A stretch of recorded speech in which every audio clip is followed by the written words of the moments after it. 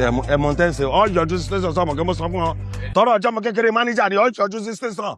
Sorry, me, I'm Mumbai. Can we double check? Double sec. Bo, let's say double sec. Just check now. Let's say beta sec. Can we double check? Let's say double sec. No sec.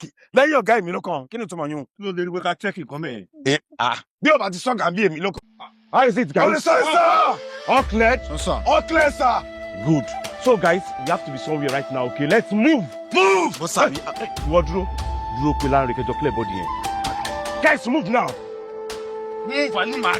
Mama say we can't fall. Let's say. I'm here at office. I'm here at office. Sit down. Just Pilar. I'm here at office. Let's move back on your sir. Come, you know. Kò tẹ́ ṣe fún mi wàláhì mi lè gbàgbé láyé mi.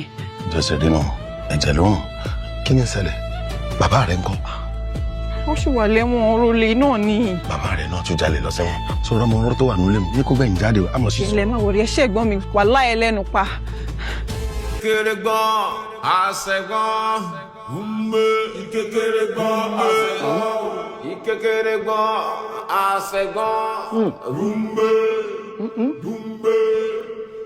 Olúlayọ̀.